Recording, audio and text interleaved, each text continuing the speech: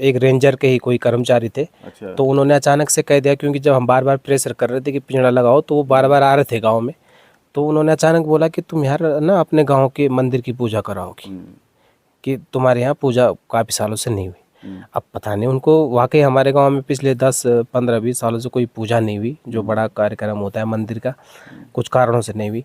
तो उसने अचानक पता नहीं कैसे समझा कि इस गांव में मंदिर की पूजा की, ना तुम अपने मंदिर की पूजा कराओ और सब ठीक हो जाएगा। फिर उसके बाद दूसरे दिन, कुछ दिन बाद वो फिर वन विभाग वाले गांव में मीटिंग करी, तो फिर उन्होंने दूसरे दिन भी यही बोला, उसी कर्मचारी ने जो भी थे, उन्होंने कहा ना तुम अपना भला कराओ, कि यूं करके बस ये सब। तो मैं समझ गया था कि मैंने कहा कुछ ये बातें भी हो सकती है कम। हाँ, वो घटना मैंने 1 साल से इतना दिक्कत नहीं है, जब से हमने पैसा मिलाना स्टार्ट किया मंदिर के लिए। अभी मैं चौबटा खाल के पाथर गांव में हूं और इस क्षेत्र में इन दिनों गुलदार का आतंक बना हुआ है। यहां के लोग दहशत में जी रहे हैं। वो प्रशासन के पास जा रहे हैं, फॉरेस्ट विभाग के पास जा रहे हैं। हालांकि फॉरेस्ट विभाग का भी उनको समय समय पर फॉरेस्ट विभाग भी यहाँ आ रहा है, लेकिन इन लोगों का मानना है कि जब प्रशासन के पास वो चले गए, सारे उपाय ढूंढ लिए हैं, तो अब ये लोग देवी देवताओं के पास जा रहे हैं और देवता की शरण में जाकर इनका मानना है कि अब कहीं ना कहीं भगवान ही इन लोगों की सुध लेंगे। अभी जो महिला हमारे साथ मौजूद हैं, इन पर भी गुलदार अटैक कर चुका है, उनसे हम बात करेंगे। क्या नाम है आपका? पुष्पा देवी। अच्छा, कब हुआ आप पे अटैक? 1 जनवरी को। अच्छा, कहाँ गए थे आप? घास लेने के लिए। अच्छा। खेत में घास लेने के लिए। और वहाँ मुझे बाघ ने झपटा मार दिया। मेरी आँख को खराब कर दिया। तो तब से कुछ कर पा रहे हैं? नहीं, कुछ नहीं, डर लग रही है, बहुत डर हो रखा है यहाँ बाघ का। कितने लोग थे आप उस दिन? 3-4 महिलाएं थे हम। अच्छा। तब महिलाओं ने शोर मचाया, तब भाग गया। तो अभी की क्या स्थिति बनी हुई है? अभी भी है गुलदार का? हाँ, अभी भी है गुलदार। तो शाम के समय क्या माहौल रहता है यहाँ? दिन में बच्चे कैसे स्कूल जाते हैं? रात को, दिन को, सब गुलदार यही है, कहीं नहीं जा रहा है वो। अच्छा। हाँ जी। आपका क्या नाम है वैसे? विकास पाथरी। अच्छा, क्या स्थिति है यहाँ की अभी? स्थिति तो बाघ के कारण, जो जंगली जानवर है ज़्यादा बाघ के कारण, और चीज़ें तो इतना प्रभावित कर रही है पर उतना नहीं है, लेकिन गुलदार बाघ का जो आतंक है ये बहुत ज़्यादा। लोग जो है, ग्रामीण जो है कि डर के साए में जी रहे हैं, और भयावह की स्थिति वर्तमान में बनी हुई है काफ़ी सालों से। पिछले मतलब 7-8 सालों से बहुत ज़्यादा है। वैसे 10 सालों से प्रभावित हम लोग हैं, पहले नहीं थे, लेकिन 7-8 साल से बहुत दिक्कत हो रही है। अच्छा जी। एक तरफ आप प्रशासन को भी की तरफ भी गुहार लगा रहे हैं, लेकिन देवी देवताओं की ओर भी अब आप जा रहे हैं। क्या है पूरा कि देवी देवताओं की ओर जा रहे हैं? प्रशासन से भी हमने गुहार लगाई, तो वो तो विभागीय कार्रवाई होती है, उसमें तो आप भी जानते हैं ज़्यादा कुछ। लेकिन जो हमारे हक में है, हमने ये रियलाइज़ किया कि कहीं ना कहीं ये, क्योंकि देवभूमि है और देवभूमि में ये चीज़ें होती है। तो मैं जैसे बोलूँ कि एक रेंजर के ही कोई कर्मचारी थे। अच्छा। तो उन्होंने अचानक से कह दिया, क्योंकि जब हम बार बार प्रेशर कर रहे थे कि पिंजड़ा लगाओ, तो वो बार बार आ रहे थे गाँव में। तो उन्होंने अचानक बोला कि तुम यार ना अपने गाँव के मंदिर की पूजा कराओगी, कि तुम्हारे यहाँ पूजा काफ़ी सालों से नहीं हुई। अब पता नहीं उनको, वाकई हमारे गांव में पिछले 10, 15, 20 सालों से कोई पूजा नहीं हुई, जो बड़ा कार्यक्रम होता है मंदिर का, कुछ कारणों से नहीं हुई। तो उसने अचानक पता नहीं कैसे समझा कि इस गांव में मंदिर की पूजा की, ना तुम अपने मंदिर की पूजा कराओ और सब ठीक हो जाएगा। फिर उसके बाद दूसरे दिन, कुछ दिन बाद वो फिर वन विभाग वाले गांव में मीटिंग करी, तो फिर उन्होंने दूसरे दिन भी यही बोला, उसी कर्मचारी ने जो भी थे, उन्होंने कहा ना तुम अपना भला कराओ, कि यूं करके बस ये सब। तो मैं समझ गया था कि मैंने कहा कुछ ये बातें भी हो सकती है, क्योंकि पहले से ही जो है कि देवी देवताओं की भूमि रही है और हर चीज़ को हमारी जो है कि भगवान से जोड़ा गया है। तो कहीं ना कहीं, और बाघ तो पहले रक्षक जो है कि पहाड़ों में माना गया है, लेकिन पता नहीं क्या स्थिति बनी।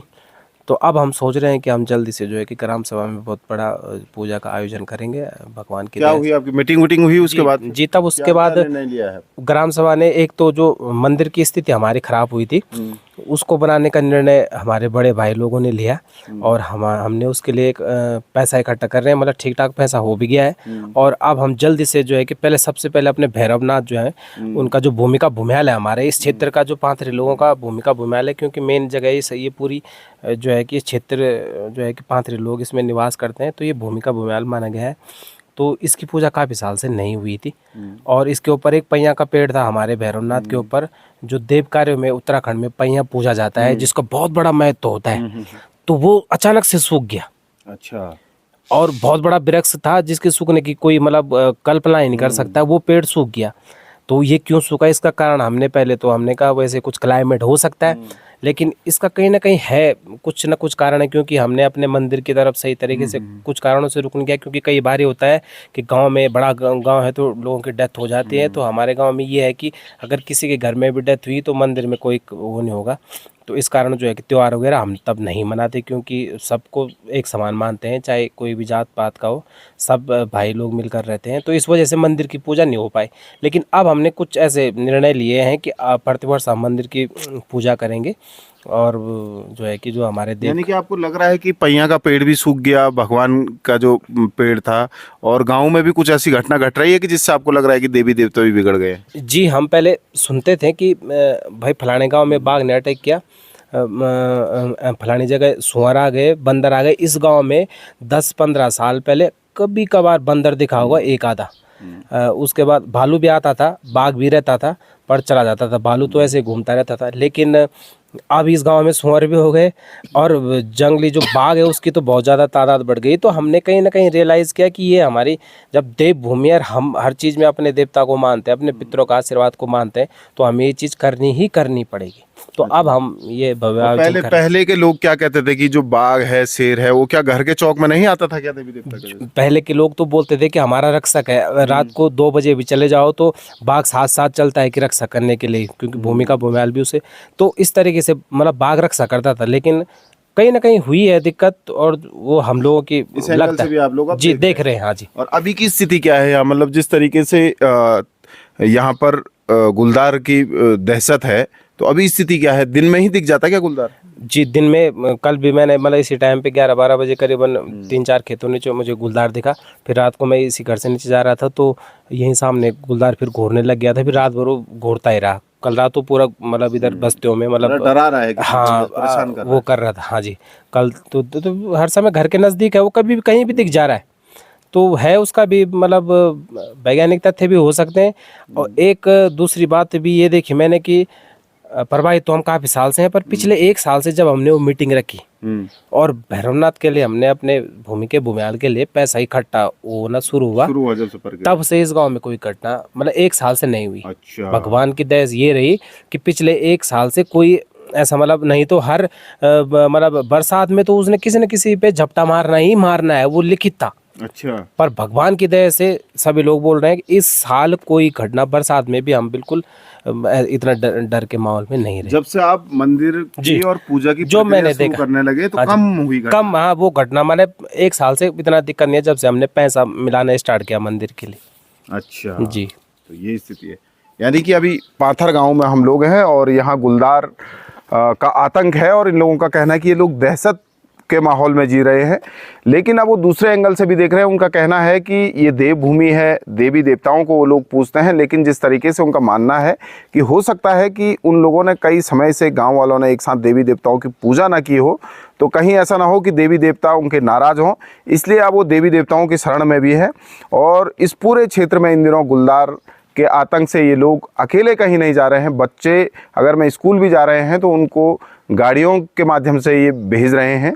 तो अब कहीं ना कहीं देवी देवताओं का सहारा है। उन लोगों का कहना है कि उनकी मीटिंग में पूरे गांव वालों ने एक साथ अब निर्णय लिया है कि वो पैसा इकट्ठा करके गांव का मंदिर भव्य तरीके से बनाएंगे और जो भूमि का भूमियाल है उसे वो अब पूजेंगे। क्योंकि जब प्रशासन की तरफ से, फॉरेस्ट की तरफ से सबके पास वो चले गए हैं तो अब आखिरी सहारा उनका सिर्फ भगवान ही बच जाता है। उनका कहना है कि जब से उन्होंने पैसा इकट्ठा करना शुरू किया है तब से घटनाएं भी अब कम हो रही है। पाथर चौबटा खाल से दैनिक उत्तराखंड के लिए मनोज चौहान।